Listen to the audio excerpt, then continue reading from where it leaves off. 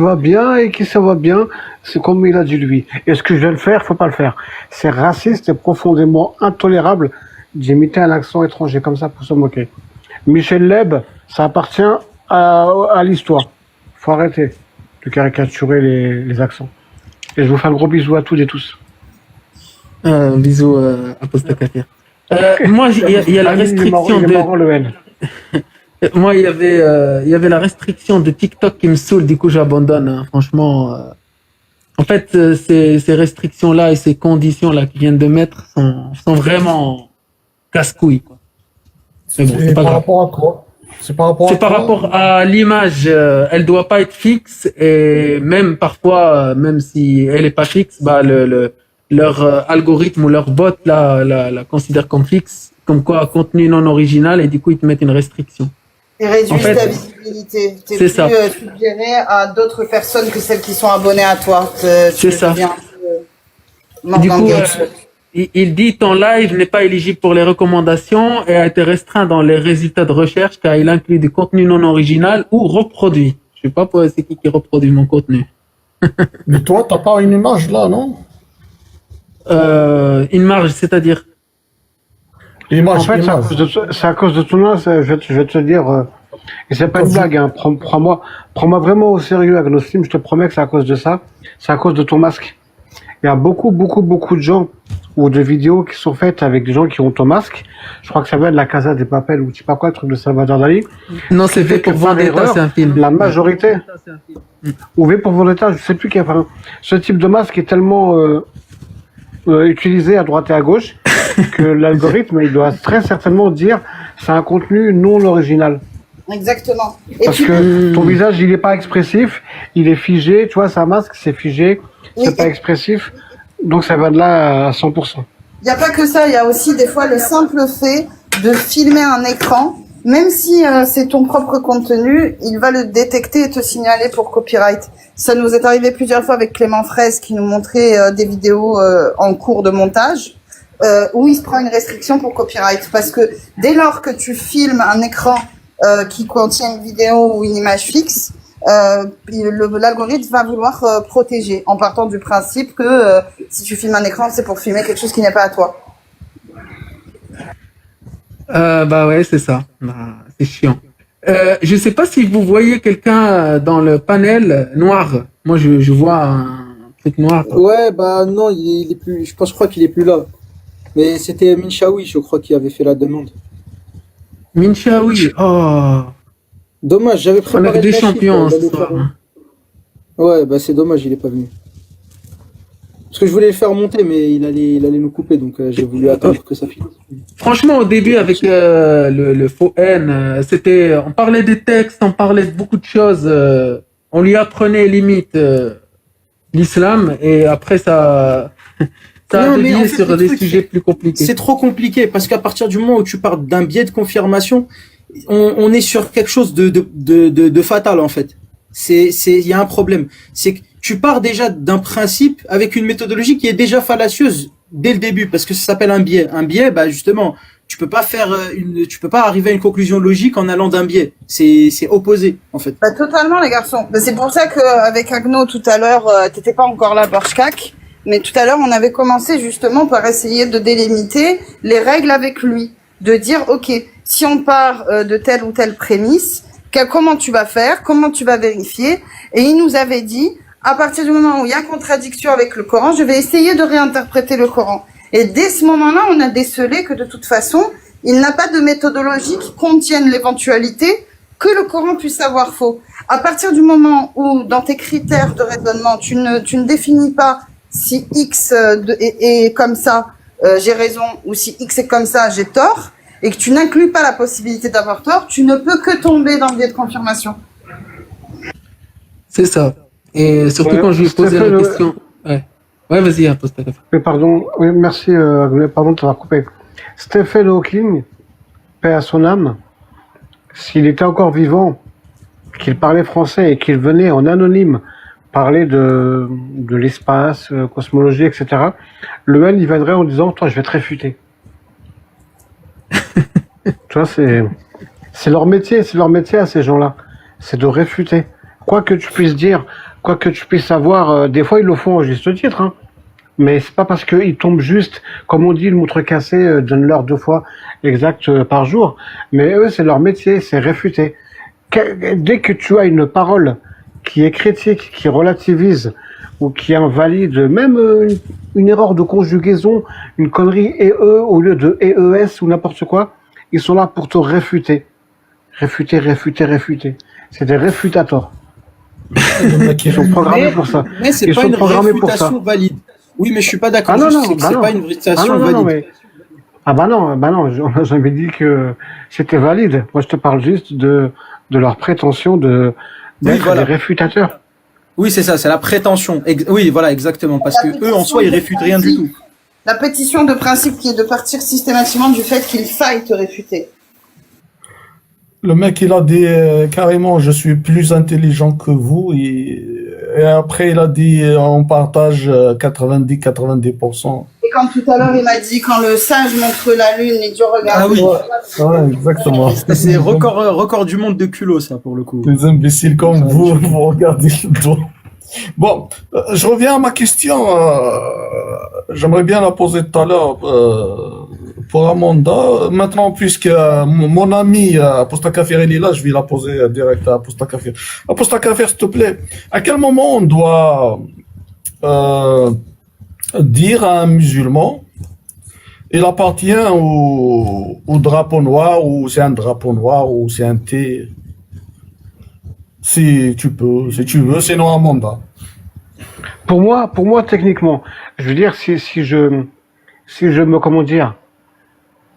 m'accroche à ce que la définition doive correspondre le plus possible à ce qu'elle est pour une personne, techniquement, n'importe quel vrai musulman est un drapeau noir. Puisque le drapeau noir n'invente pas des versets. Le drapeau noir n'invente pas un nouveau Coran. Le drapeau noir ne se base pas sur un Coran différent. Le drapeau noir ne se base pas sur des hadiths différents des autres. Donc c'est juste une question d'acceptation, d'appliquer ou de ne pas appliquer des choses qui font du musulman au niveau individuel quelqu'un qui appartient ou pas philosophiquement au drapeau noir. Mais sur le principe, il y a pas de distance entre un musulman et le drapeau noir. Le drapeau noir, il n'exagère pas ce qu'ils font. Quand tu regardes les vidéos horribles où ils pragmatisent des gens, ils le font pas de manière anarchique. Je veux dire, ils sont là, ils font comme en France, dans un tribunal. Monsieur, attendu que vous avez commis un nanana, attendu que vous êtes accusé de nanana, attendu qu'on a les preuves de nanana, vous êtes condamné à. Je veux dire, ils disent pas, nous sommes des tarés, nous aimons faire le mal, nous aimons faire ceci. Non. Ils se basent sur le Coran, sur les hadiths, etc. Donc, si quelqu'un vient et te dit, je suis musulman et j'accepte tout ce qu'il y a dans mon dogme, dans mes hadiths et dans mon Coran, alors il n'y a pas de différence entre eux et un drapeau noir. Sauf que il y en a qui sont actifs chez les drapeaux noirs, certains qui ne sont pas actifs, mais ils sont tous drapeaux noirs. Est-ce que ma réponse te convient? Non, elle ne me convient pas, mais après je veux voir la vie de... Moi, je trouve Amanda. qu'il y a un terrain très glissant, parce que on ne peut pas criminaliser un acte de pensée. Et pour moi, c'est pas l'accord de principe vis-à-vis de ses idées qui fait de lui un drapeau noir ou pas, c'est le fait qu'il agisse. Tant qu'il n'a pas agi, qu'il n'a pas pragmatisé, ou qu'il n'a pas arrêté un individu, ou qu'il n'a pas pratiqué un acte, on ne peut pas le dire que c'est un drapeau noir.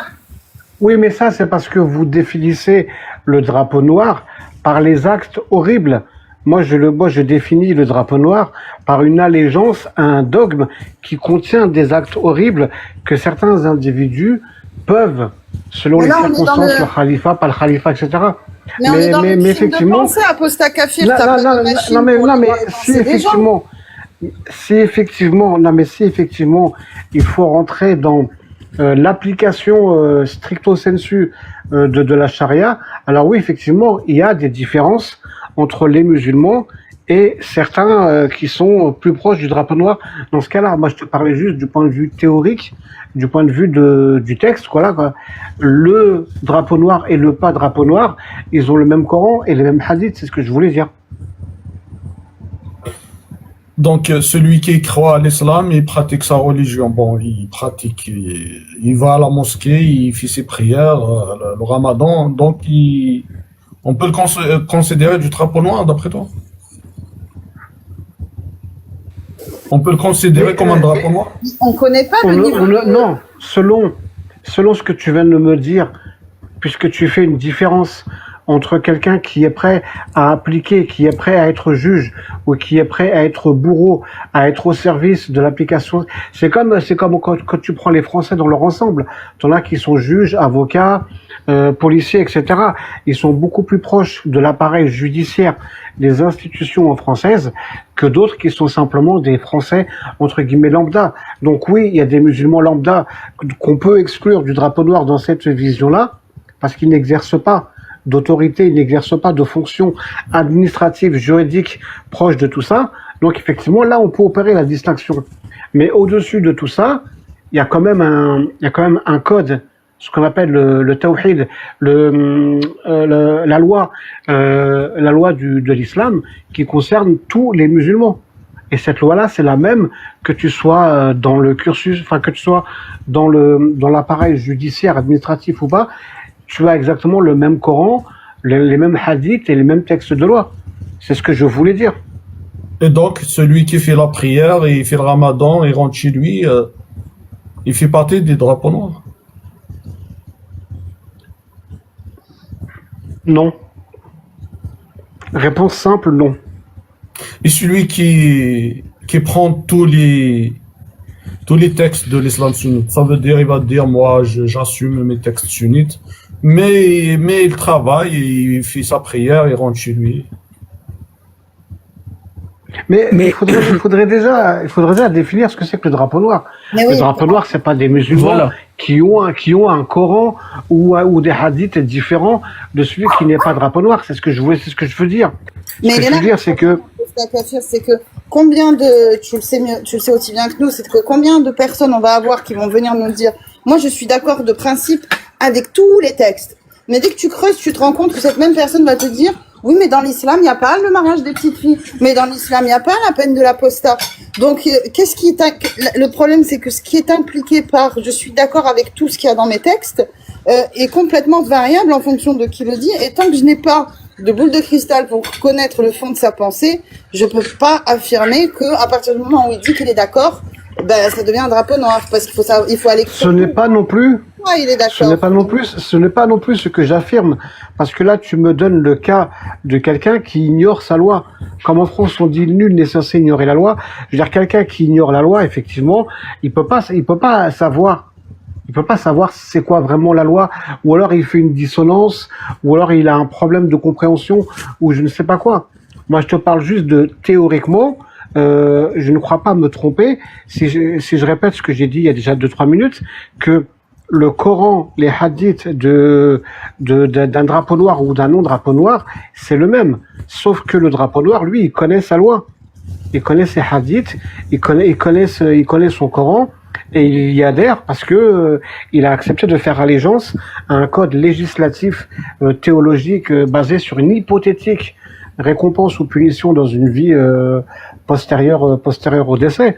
Mais voilà, c'est tout. Je veux dire, il y a la personne qui ignore, effectivement, je ne l'arrange pas dans le drapeau noir. Parce que c'est juste une personne qui ignore ses textes, qui ignore son dogme et qui fonde sa théologie, qui fonde sa foi sur de fausses informations, sur une ignorance. Donc non, il fait pas partie du drapeau noir. Mais il y a la compréhension aussi, parce que oui, c'est le même Coran. Oui, la compréhension, oui. Mais la compréhension, c'est pas la même. Bah, en fait, si je peux m'exprimer sur le sujet, en fait, c'est quoi les drapeaux noirs? C'est un groupe de personnes qui a pris le Coran et la Sunna et les a mis en application. C'est-à-dire, si on parlait pas des drapeaux noirs en 2025, si on revient 1400 ans avant, c'était ce qui faisait le prophète. c'était les batailles et les guerres que le prophète a fait durant plusieurs années.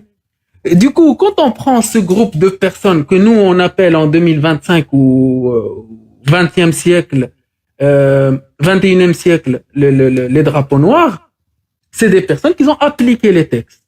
Ils ont eu un calife, je sais plus c'est quoi son nom, et ils ont pris Qal Allah, Allah a dit, le prophète a dit, et on va le faire de cette manière-là. Ils ont fait quelques erreurs dans l'application, certes, d'un point de vue technique, c'est-à-dire comment le prophète a appliqué et comment eux ils ont appliqué, ça c'est un détail. Et ils ont appliqué ce qui était convenu, ce qui était dans l'islam sunnite. Ça c'est une première chose pour définir. Après, quand on prend par exemple les musulmans, on va les diviser en plusieurs catégories et on va dire, en fait, cette personne-là, est-ce qu'elle applique, en fait, on va pas lui dire, c'est des drapeaux noirs. On va dire, est-ce que cette personne-là, en fait, au début, est-ce qu'elle est d'accord avec les textes de l'islam sunnite? Si elle dit oui, je suis d'accord, tu vas aller plus loin. Je parle d'un musulman en particulier. Je parle d'un musulman, là. Je parle pas de tout le monde. Si elle te dit que oui, je suis d'accord avec ce qu'a dit Allah et je vais pour la charia, c'est-à-dire la loi d'Allah, qu'elle soit appliquée sur terre. Moi, je le considère comme un gars des drapeaux noirs ou comme un salafi, comme un musulman sunnite qui applique pas, mais qui cautionne déjà ces textes-là. Parce que le fait de cautionner et être d'accord est suffisant pour moi, parce que au bout d'un moment, en fait, il y a un plus grand pourcentage pour que cette personne-là passe à l'acte. Il suffit d'un tout petit peu. Après, il y a les personnes qui vont passer à l'acte. Ça, c'est autre chose. C'est-à-dire qu'ils ont eu assez de courage pour appliquer ce que Allah et le prophète ont dit. Et là, c'est le cas de plusieurs personnes qui ont fait partie des drapeaux noirs. Parce que les drapeaux noirs, j'imagine bien qu'il y avait des personnes avec elles. En fait, il y avait des personnes avec eux qui n'ont pas pragmatisé des gens. Et en fait, les femmes n'ont pas pragmatisé des gens. Je pense pas, en tout cas. Mais les femmes ont été d'accord avec les préceptes des drapeaux noirs. Donc, c'est des femmes qui font partie des drapeaux noirs.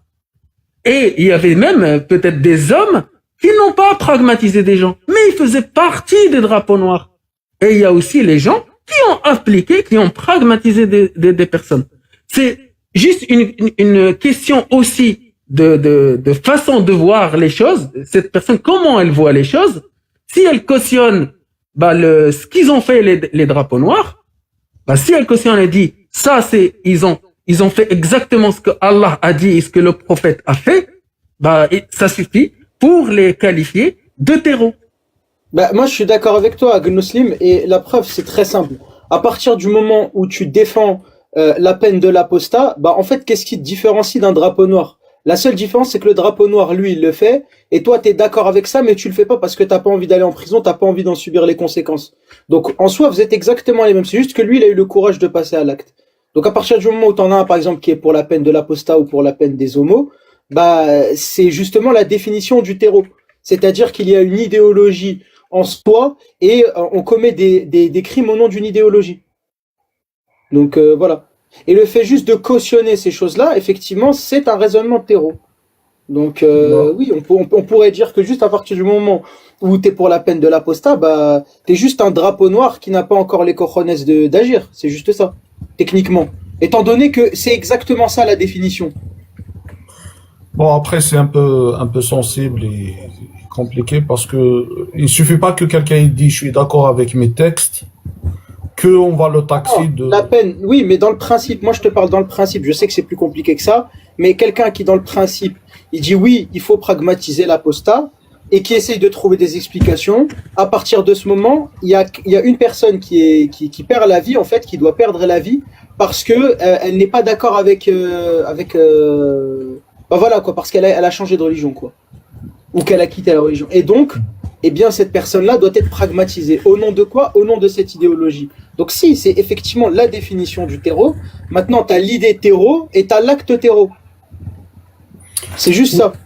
Oui, moi, ce que je considère celui qui passe à l'acte. Et c'est quoi l'acte? L'acte, soit il encourage ces gens-là, les drapons noirs, ça veut dire il va faire la promotion sur les réseaux sociaux, soit il finance, soit il participe carrément à l'acte. Et comment tu peux déterminer, Zidane, que un musulman qui dit, qui cautionne, c'est-à-dire en cachette, et qui soutient en cachette ces drapeaux noirs-là, ou ces gens qui veulent passer à l'acte. Mais tu ne sais pas, il le met pas sur les réseaux.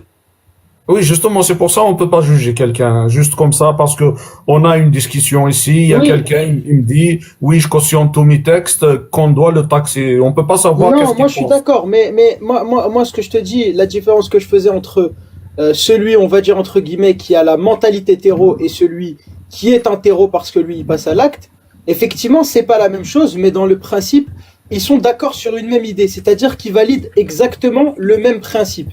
D'accord ? Donc si l'un d'entre eux passe à l'acte et l'autre ne le fait pas, dans tous les cas, les deux sont d'accord avec ce principe et cautionnent ce même principe. Ce principe est un principe terreau. T'en as un, il cautionne le principe et il l'applique. Et t'en as un, il le cautionne, mais il l'applique pas. Oui, mais on se retrouve dans le même cas. Juste que là, c'est pas la même chose dans les faits, parce que t'en as un, il a l'idée terreau, et l'autre, il passe à l'acte terreau. Tu vois. Oui, mais il y a certains, il te dit, moi, c'est Allah qui a dit ça. Et il va te dire, non, moi, je vais pas faire ça, mais Allah, il a dit ça, je suis d'accord avec Allah. Eh ben, s'il dit ça, il est complice. Il est complice de l'idéologie. Passivement, c'est-à-dire pas activement, mais c'est-à-dire si quelqu'un commet un acte terreau, il va être d'accord à l'applaudir, parce qu'il est d'accord avec la parole d'Allah et son prophète. Oui, mais est-ce qu'on va taxer de terreau? C'est ça le problème. Ben si il s'avère que cette personne-là applaudit le terreau, bien sûr, moi je serai le premier à le taxer de terreau. Parce que c'est un complice de crime. La complicité, c'est quand tu as un niveau d'implication supérieur à celui-là. Là, à la limite, tu veux dire qu'il cautionne, pas qu'il est complice. Et regarde, moi je suis d'accord avec Agnostic. Tu cautionnes, tu fais l'apologie du thé, tu n'es pas un thé. C'est pas la même chose. Alors attends, non, moi je suis pas d'accord parce que il faut savoir ce qu'on définit comme étant le thé. Le thé, le terreau quoi, c'est celui qui va utiliser la terreur. Donc ça soit par la crainte, par l'oppression, par la criminalisation, justement des autres au nom d'une idéologie. C'est-à-dire qu'il y a une idéologie. Et justement, généralement, c'est pour les idéologies religieuses. Maintenant, là où ça pose problème, c'est que quelqu'un qui je sais pas, qui fait une quenelle et qui soutient le moustachu, si vous voulez pas appeler ça un NAZI, ça c'est votre problème. En tout cas, dans les faits, il l'applaudit et il est bien content de ce que le moustachu a fait, tu vois. Donc, effectivement, on peut dire ouais, mais c'est pas un NAZI parce que lui, il a pas déporté des Juifs. Donc, du coup, ça c'est pas un NAZI. Oui, mais il y contribue. Il fait partie des gens qui défendraient, qui cautionneraient ce genre de choses. Moi, j'aime bien la précision des termes. Et un sympathisant NZ et un NZ, on est d'accord que c'est pas la même chose. Là, toi, ce que tu viens de décrire, c'est quelqu'un qui a embrassé le mouvement complètement. Mais il peut aussi y avoir des gens qui sont pas d'accord avec tout, mais qui soutiennent quand même les NZ. Il peut y avoir, en fait, tellement de configurations. Là, il y a une nuance, Amanda. Là, il y a une nuance. C'est pour ça que je dis qu'il peut y avoir tellement de manières de faire qu'en fonction du cas qu'on a en face, c'est important d'essayer d'être au plus proche de ce que le cas reflète.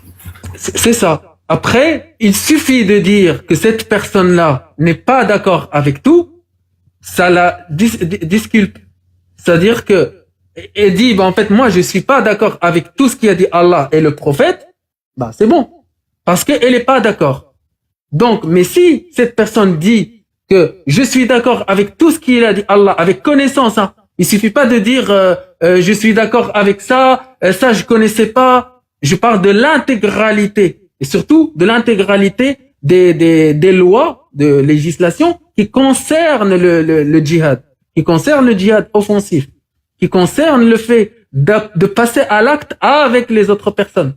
C'est ça. Mais si une personne dit qu'elle est d'accord alors qu'elle ignore en fait ce que c'est, là, c'est par ignorance qu'elle le fait. Du coup, je la qualifie pas comme une potentielle. Moi, je les qualifie les personnes en fait qui sont d'accord avec tous les textes, qui ne passent pas à l'acte, je les qualifie comme potentiels terreaux. Et aussi, il y a une complicité peut-être indirecte, parce que je les vois dans les mosquées, je les vois comment ils parlent, etc. Mais ça, c'est pas public. Comment ils parlent entre eux, ce n'est pas public. C'est uniquement entre eux. Mais en public, ils ne montrent pas le même visage. Et c'est ça qui est dangereux. Et ça, c'est dans les mosquées jusqu'à aujourd'hui. Et c'est ce que je dénonce jusqu'à aujourd'hui. Et je dénonce même, ça m'arrive de dénoncer des noms, hein. Avec la justice française, avec la justice marocaine aussi.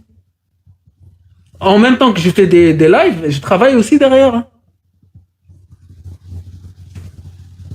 La limonade. Mais c'est vrai que c'est un sujet très très très intéressant et en même temps très sensible. Parce que on peut pas vérifier ce qu'il y a dans la tête des gens, et surtout dans la tête de ceux qui ont une idéologie l'idéologie de l'islam sunnite, quoi. Mais quand tu me dis il y a un musulman qui me dit je suis musulman mais je suis coraniste, moi je prends pas ci, je prends pas ça, frérot, tu fais ce que tu veux, tu peux même croire en un Coran qui était créé par une licorne, je m'en fous. C'est pour ça que je parle de verticalité, d'horizontalité. Tu peux croire en ce que tu veux, tant que ça m'impacte pas. Ah, voilà. Mais merci Oui, Zidane justement. d'avoir évoqué ce sujet, il est vraiment intéressant, j'en ai jamais parlé. Ouais, normalement, on doit approfondir dedans parce que même moi, je suis perdu parfois, j'arrive pas. Après, pour la comparaison avec le NZiste, je crois que on peut pas comparer parce que l'autre c'est une organisation et la religion c'est une croyance, donc on peut pas, parce que la peur de Allah avec le NZiste, c'est pas, on peut pas comparer. Parce qu'il y a certains, ils vont te dire oui, je suis d'accord avec eux juste parce qu'il a peur de l'enfer, c'est tout. Il y a certains, non, il y a certains, il a la volonté de commettre des actes. Et, C'est compliqué. et heureusement qu'ils sont quand même minoritaires. Bah, d'après les lives, d'après ce qu'on peut voir aussi dans les cercles, même dans la vie réelle, heureusement. Mais en fait, ce heureusement-là, il est nuancé parce que il y a quand même un pourcentage qui fait que une personne qui ne connaît pas les textes, qui ne cautionne peut-être pas certaines choses par ignorance, quand elle va découvrir certaines choses, et si elle est tellement endoctrinée et qu'elle a tellement peur d'Allah, bah, elle bascule de la majorité à la minorité. Et c'est ça qui est dangereux. C'est parce qu'on n'a pas cette maîtrise de voir combien de gens ils vont basculer de la majorité à la minorité. Et c'est pour cette raison qu'on fait les lives. Moi, que je fais les lives. Et c'est pour cette raison qu'on dénonce cette idéologie de l'islam. C'est pour informer le maximum de gens possible. Et du coup, t'as pas beaucoup de possibilités. Quand une personne connaît l'islam comme il faut, hein, et que c'est une croyante, c'est une personne croyante, c'est quelqu'un qui est endoctriné depuis l'enfance, bah en fait tu as deux possibilités, en grande majorité, deux possibilités. Après il y a une autre possibilité, mais là le pourcentage est minime. La première possibilité, c'est l'apostasie. La deuxième possibilité, c'est la radicalisation. T'as que deux possibilités, et il y a un petit pourcentage qui fait partie des gens qui vont se boucher les oreilles et se fermer les yeux pour rien voir. Et moi-même, j'étais dans le salafisme. J'étais dans le salafisme C'est-à-dire que si je me trouvais il y a quelques années dans une situation d'extrême où que je devais défendre les musulmans, bah, le djihad n'était pas impossible pour moi. Et je cite aussi le gars celui qui a commencé la critique il y a une dizaine d'années, Hicham Nostik. Hicham Nostik a failli mourir dans un champ de bataille pour le djihad en Bosnie. Et lui, qu'il bascule entre un djihadiste, devient apostat critique de l'islam très connu, bah, il y a pas trop de différence entre les deux, hein, quand tu vois en fait le basculement. C'est juste parce qu'il s'est rendu compte que il y avait tellement de choses qui collaient pas, alors il croyait en tellement de choses absurdes et atroces en même temps, qu'il s'est dit il faut que je fasse quelque chose là, je suis pas d'accord avec tout ce qu'on est en train de faire là, on est en guerre contre des gens peut-être qui n'ont rien fait, c'est quoi le bordel là? Et du coup, quand il a passé cette étape-là, qui a réveillé son esprit critique, ça a réveillé le mien aussi, tu te dis que entre une personne qui peut être modérée entre parenthèses et une personne radicale, tu as pas beaucoup de marge. Hein. Ouais, c'est sûr. Je suis Ouh, d'accord. punaise. Marge. Ouh, punaise.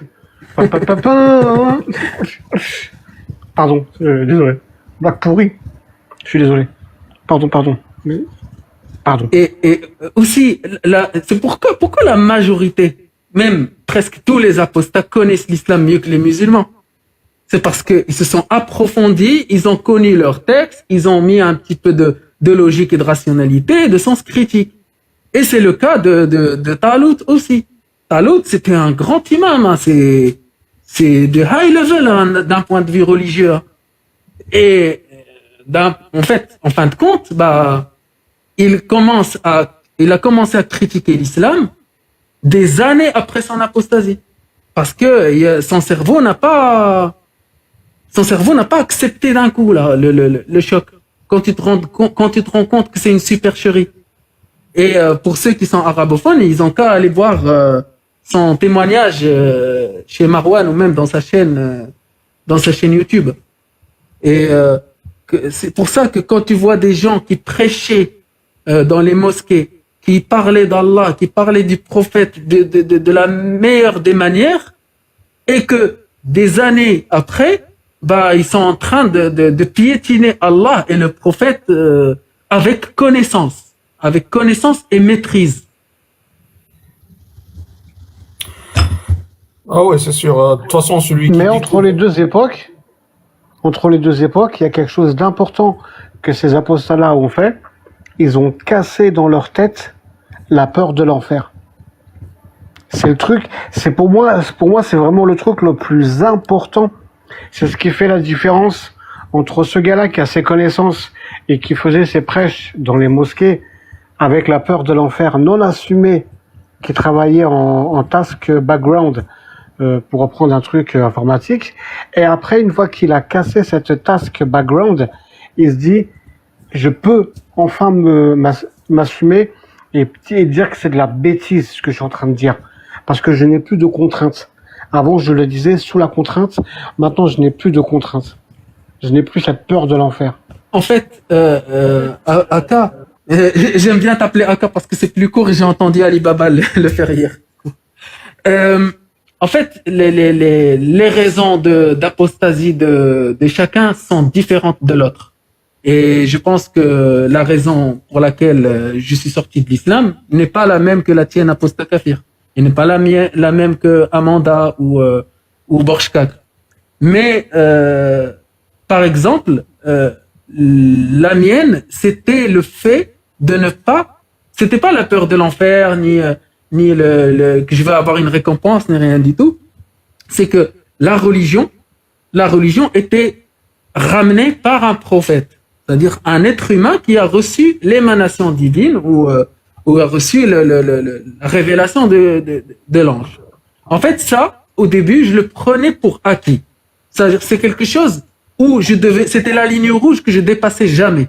C'est-à-dire que tout ce qui disait le Coran, tout ce qui disait le prophète, c'est-à-dire que la peur de l'enfer, etc., tout c'était vrai. Mais jusqu'à aller démolir la première pierre qui a construit l'islam. C'était qu'est-ce qu'il y a comme preuve de prophétie? Qu'est-ce qui a apporté le prophète Mohammed à Quraysh pour leur prouver qu'il a parlé au créateur de l'univers? C'était ça. En fait, et vu que j'écoutais vraiment beaucoup de débats arabophones, et je participais, et je le souligne ça, je participais dans des débats arabophones, tête découverte avec mon vrai nom, pendant longtemps. Et jusqu'à que je me suis dit, c'est quoi le problème? En fait, il y a une preuve, on est en train de marcher sur la lune, on est en train de croire à des absurdités qui ne sont même pas prouvées. Tu peux me dire que j'aurais pu être zoroastrien avant, j'aurais dit oui, j'étais zoroastrien parce que je connaissais rien. Je sais même pas qu'est-ce qui a apporté Zoroastre à son peuple pour croire en Ahura Mazda. Rien. Exactement comme le prophète. Et quand j'ai connu aussi un petit peu la religion zoroastrienne, tu te dis, en fait, c'est l'islam, c'est du cherry picking de l'islam. Les prières, Pégasus, la Kaaba, presque tout, l'émanation, Tawhid. Tu te dis, si j'étais capable de faire du mal à quelqu'un au nom de la religion, c'est ça le problème. Si j'étais capable de le faire, c'est que j'étais endoctriné. Et là, c'est là où j'ai commencé à déconstruire un peu l'endoctrinement, parce que c'est un mécanisme qui est très très puissant selon le cas. Et c'est pour ça que là, quand on fait des lives comme ça, on lutte contre l'endoctrinement. Et le sens critique, c'est notre arme la plus forte. Les débats, le sens critique, la connaissance des textes, parce que il suffit pas d'aller sortir un Coran et dire en fait ton texte il dit ça. Un musulman il va te regarder, il va te dire t'es qui toi pour me le dire? Si Allah le dit, c'est tout. Hein. T'es qui toi? T'as aucune crédibilité. Et la question qui vient, t'as déjà été musulman? T'as déjà été musulman pour dire ça? T'as jamais été musulman, donc ce côté-là audible, tu ne l'auras pas facilement. Faut travailler. Il y a des gens qui n'ont jamais été musulmans, qui critiquent très bien l'islam. Parce qu'ils ont travaillé parce qu'ils ont eu cette connaissance et cet art de débat pour comprendre aussi les mécanismes d'endoctrinement, même s'ils n'ont jamais été endoctrinés, même s'ils le connaissent pas mieux que nous, parce que nous, on l'a vécu. Ouais, c'est... Bon, quand je suis lancé. Pardon. Merci à toi, tu m'apportes vraiment une autre, pas une vision diamétralement opposée, mais plutôt une réduction du pourcentage de raisons d'apostasier en raison de la peur de l'enfer. C'est vrai qu'il peut aussi y avoir la recherche d'une cohérence logique mathématique. Et que c'est pas que l'enfer est important ou pas important, c'est que c'est une conséquence qui est acceptée, une conséquence, une punition qui est acceptée, mais c'est au prix de la logique et de la cohérence de ce qui mène au bout de l'entonnoir, soit à l'enfer, soit au paradis. Et c'est pas ça le point le plus important. C'est pas ce qui se passe après. C'est pendant que ça se passe avant, quelles sont les raisons objectives de se dire, tiens, je vais adhérer et prendre tel rituel comme un comportement social toute ma vie, alors qu'à la base, oui, on a un bédouin dans le désert, c'est tout ce qu'on me dit. On me dit, il y a un mec dans le désert, on lui apparaît dans une grotte, ça me suffit pas, je veux plus. Ouais, c'est exactement ça. Après, c'est pour ça que quand on parle t'as parlé de la peur de l'enfer. C'est vrai que beaucoup de musulmans ont cette peur-là de l'enfer. Et presque, même tous les musulmans ont cette peur de l'enfer. Mais il faut d'abord leur prouver que l'enfer n'existe pas pour qu'ils puissent ne plus avoir cette peur-là de l'enfer. Et pour leur prouver que ça n'existe pas, faut que tu reviennes à l'avant, bien avant. Quand cet enfer-là a été écrit, par qui c'était écrit, est-ce que c'est vrai, ce qui s'est écrit est véridique, est-ce que c'est divin?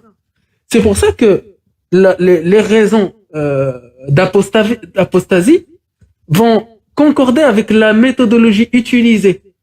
Et la méthodologie utilisée, elle peut vraiment différer. Par exemple, la méthodologie d'Ali Babal, que j'aime beaucoup d'ailleurs, bah c'est de l'humour, de la dérision, en disant des textes, en parlant des textes.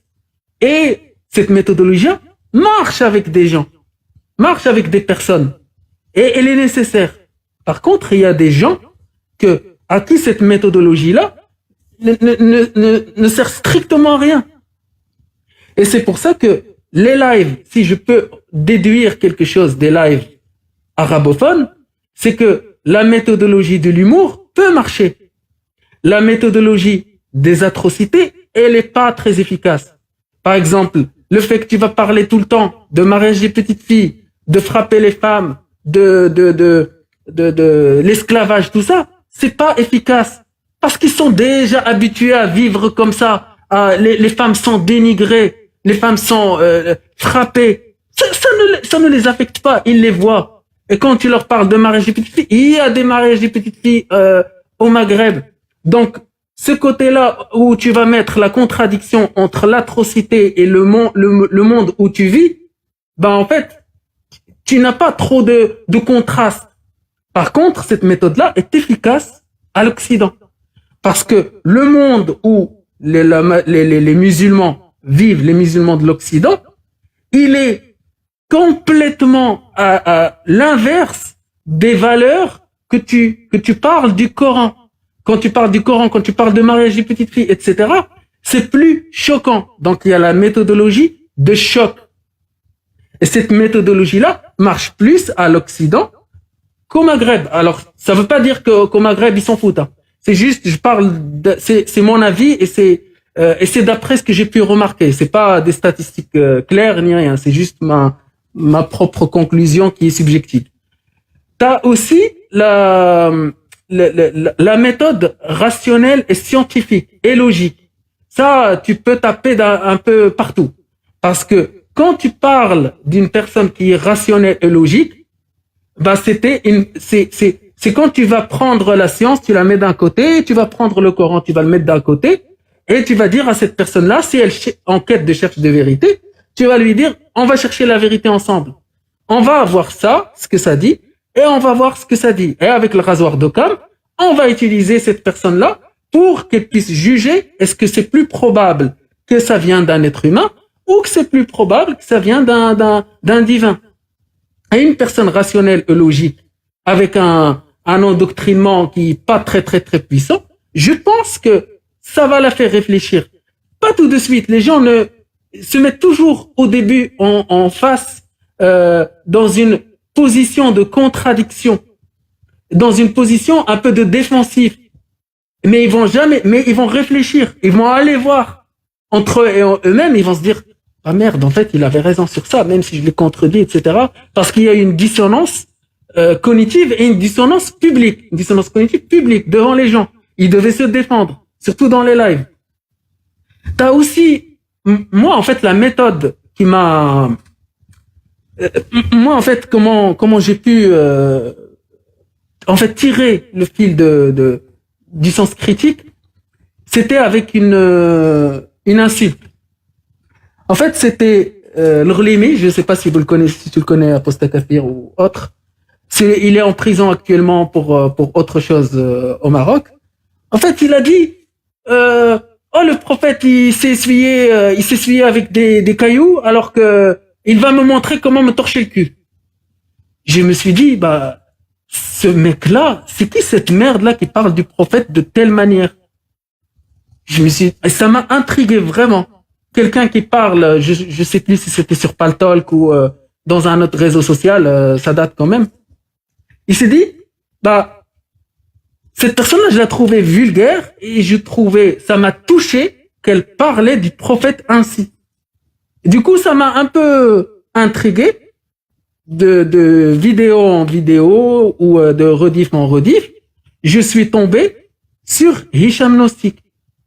Et j'espère que d'ailleurs il viendra dans mes lives bientôt. C'est en préparation exclue. Du coup, en fait, je suis tombé sur Hicham Gnostic et je faisais qu'écouter. Et le truc, c'est que quand j'ai entendu qu'Allah, vu que moi, j'étais très croyant, très pratiquant, je plaçais Allah à un niveau très, très, très élevé. Et vu que Hicham Gnostic, il parlait au début de la sourate Al-Masad, c'est-à-dire Tabbat yada Abi Lahabin wa tab, etc. Que les mains d'Abu Lahab soient maudites, etc. Bon, ça c'est la traduction. Quand je me suis rendu compte de ce que ça voulait dire en arabe vraiment de Quraysh, c'est autre chose. Je me suis dit, bah non, un créateur de l'univers, et je l'ai imaginé. J'étais pas en train de débattre, c'est juste que j'écoutais une rediff et je me disais, j'ai imaginé le créateur de l'univers, comment je le mettais dans mon esprit, et comment il va se rabaisser à un bédouin qui est en Arabie dans les années 600, 700. Je me suis dit, bah non, en fait, c'est bizarre ça. C'est vraiment bizarre. Et c'est comme si moi, j'étais en train j'imaginais une fourmi qui marchait à côté de moi. C'est comme si moi, je voulais m'adresser à une fourmi. Et alors que créateur de l'univers, hein, c'est pas que la Terre, parce que la Terre, c'est une poussière par rapport à l'univers. Je me suis dit, et il a parlé de tout, mais il parle il avait un certain ego pour insulter cette personne-là. Et petit à petit, j'ai découvert, alors que cette sourate-là, je la récitais tout le temps, hein, souvent. Petit à petit, je tombe sur un autre verset qui fait la même chose. Sourate Al-Kawthar. Inna shani'aka huwa al-abtar. Et l'abtar, c'était une insulte à l'époque aussi. Quelqu'un qui est sans descendance masculine. Et j'ai imaginé la scène du prophète. Il est en train de faire quoi? Il monte voir Allah, ou Allah descend, ou je sais pas, l'ange Gabriel descend. La scène, c'est le prophète, il lui dit que quelqu'un l'a insulté de abtar. Et vu que le prophète, soit il lui dit, soit il est omniscient, il l'a su. Mais Allah n'est pas humain. Allah n'a pas les attributs d'un être humain. Pourquoi il irait se venger de cette personne-là et écrire une parole dans le Coran, c'est-à-dire le message à transmettre à l'humanité, et insulter en même temps? Qu'est-ce que nous, en 2025, devons en tirer de cela? Et petit à petit aussi, je m'approfondissais dans les trucs des insultes parce que vraiment, ça rentrait pas dans ma tête. Je découvre le verset Inna utulun ba'da dhalika zanim. Utulun ba'da dhalika zanim. Allah, il traite quelqu'un de fils d'illégitime, de bâtard, de FDP. Je dis non, là, il y a un problème là. Il y a vraiment, et quand je regarde les récits, il insulte le Walid ibn al-Mughira, si je me rappelle bien, et je me dis, en fait, pourquoi Allah se rabaisse à ce point-là? À ce point-là, en fait, Allah, il s'est rabaissé à des êtres humains à les insulter de FDP ou de quelqu'un qui est sans descendance. Alors qu'en même temps, Allah, c'est lui qui a décidé pour cette personne de ne pas avoir une descendance. C'est lui qui a décidé pour cette personne-là d'être un fils d'illégitime. C'est lui qui a décidé pour cette personne-là que ses mains sont maudites. Et quand tu cherches dans les détails et tu regardes les circonstances de révélation, par exemple, de Abu Lahab, tu dis, c'est juste, le prophète, il a fait quoi? Il les a rassemblés, et il les a rassemblés pour une raison qui était vraiment nulle, stupide.